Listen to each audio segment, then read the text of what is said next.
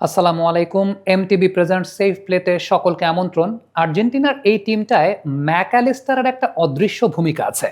যেই অদৃশ্য ভূমিকার জায়গাটা সত্যি কথা বলতে পরিসংখ্যানের পাতায় লেখাও থাকে না বা খুব বেশি বোঝাও যায় না। বাট ম্যাকঅ্যালিস্টার যে এই টিমটার অন্যতম বড় নিউক্লিয়াস, সেই বিষয়টা এই ভিডিওতে বোঝানোর চেষ্টা করব এবং সেই ভূমিকাটা ম্যাকঅ্যালিস্টারের মূলত উইথ দ্য বল না, উইদাউট দ্য বল রানিং এর ক্ষেত্রে। আপনি লাস্ট ইংল্যান্ডের সঙ্গে ম্যাচটা যদি আর্জেন্টিনার স্ট্র্যাটেজি একটু চিন্তা করে দেখেন, তারা ক্রস করছিলেন পেনাল্টি এরিয়ার বাইরে থেকে পেনাল্টি এরিয়ার ভেতরে, কারণ এরিয়াল বলে ইংল্যান্ড অনেক বেশি মাত্রায় উইক। এই জায়গাটাতে লাইন ব্রেকার হিসেবে তারা ব্যবহার করছিলেন ম্যাকঅ্যালিস্টারকে।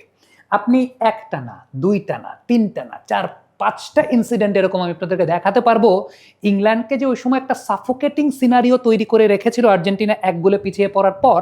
আপনারা পর্দায় থেকে এই মুহূর্তে দেখতে পাচ্ছেন, জাস্ট ম্যাকঅ্যালিস্টারের মুভমেন্টটা খেয়াল করবেন।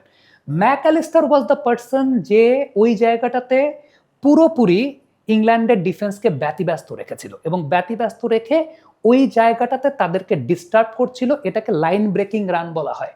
ম্যাকঅ্যালিস্টারের এই লাইন ব্রেকিং রানটা বা ম্যাকঅ্যালিস্টারের এই ভূমিকাটা through out the world cup Argentina is very much privileged. যদিও এই ব্যাপারটা নিয়ে আসলে খুব বেশি আলোচনা হয় না, কারণ সকল স্পটলাইটটা লিওনেল মেসি কেড়ে নেন। বাট আপনি যদি একটু পুরো ম্যাচগুলোকে বা পুরো টুর্নামেন্টটাকে একটু ডিকোড করেন, তাহলে ম্যাকঅ্যালিস্টারের এই জায়গাটা আপনি খুব ভালো মতো বুঝতে পারবেন যে কিভাবে আর্জেন্টিনা এই জায়গাটা সাকসেসফুলি ব্যবহার করছে। আপনি লিওনেল মেসির 3টা কর্নার থেকে আর্জেন্টিনা এখন পর্যন্ত 3টা গোল পেয়েছে। এই প্রত্যেকটা ক্ষেত্রে একটা বিষয় কমন দেখবেন, নিয়ার পোস্টে ম্যাকঅ্যালিস্টার একটা রান দেবেন। নিয়ার পোস্টে প্রত্যেকটা ক্ষেত্রে ম্যাকঅ্যালিস্টার একটা রান দেবেন। এক্ষেত্রে একটা গোলের ক্ষেত্রে ম্যাকঅ্যালিস্টার নিজেই গোল করে ফেলেছেন, আরেকটা গোলের ক্ষেত্রে ম্যাকঅ্যালিস্টারের হেডটা ডিফ্লেক্ট হয়ে পরবর্তী সময় লিসান্ড্রো মার্টিনেজ গোল করেছেন। আরেকটা ক্ষেত্রে ম্যাকঅ্যালিস্টার হেড করেছেন এবং অপোনেন্ট টিমের ডিফেন্ডারদেরকে তার দিকে ড্র্যাগ ইন করিয়েছেন, তিনি নিয়ার পোস্টে গেছেন, বাট আরেকজন গোল দিয়েছেন। খুব সম্ভবত রোমেরো সেই ম্যাচটাতে গোল দিয়েছিলেন। মায়ের ওষুধের টাকাটা দিও। নিয়ে নিও।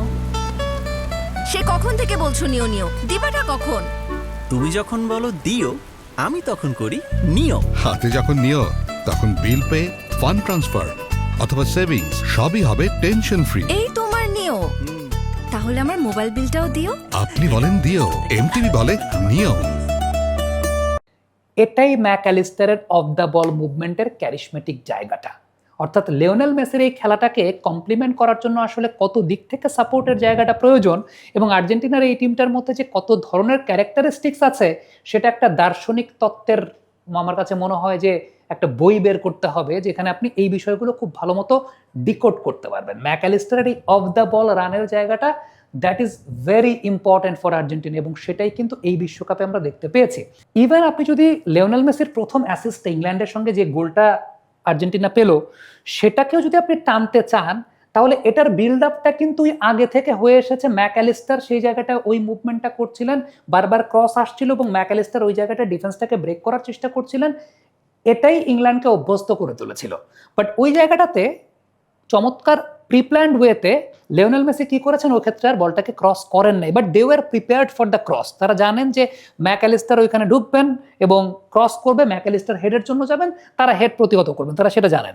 বাট লিওনেল মেসি এনজো ফার্নান্দেজকে বলতে বাড়িয়েছেন, এনজো ফার্নান্দেজের জন্য কেউ প্রিপেয়ার ছিলেন না এবং এনজো ফার্নান্দেজ কিকটা নিয়েছেন, গোলটা হয়েছে। He was completely open, completely unmarked. তিনি কেন আনমার্ক ছিলেন? তিনি আনমার্ক ছিলেন বিকজ ম্যাকঅ্যালিস্টার ওই জায়গাটায় আটকে রেখেছিলেন ডিফেন্ডারদেরকে। That is the magic, that is the thing. এইটা আসলে এমন ধরনের প্লেয়ার ম্যাকঅ্যালিস্টার, দলে থাকলে আপনি হয়তো বা বুঝবেন না অনেক কিছু, তার কার্যকারিতাটা। দলে যেদিন না থাকবে ওই দিন আপনি বুঝবেন যে কি আপনার নাই। So that is the thing. আমার কাছে মনে হয় যে দ্যাট শুড বি হাইলাইটেড, যেটা আমরা এই ভিডিওর মাধ্যমে কথা বলার চেষ্টা করলাম। থ্যাংক ইউ সো মাচ এতক্ষণ আমাদের সঙ্গে থাকার জন্য। সবাইকে ধন্যবাদ।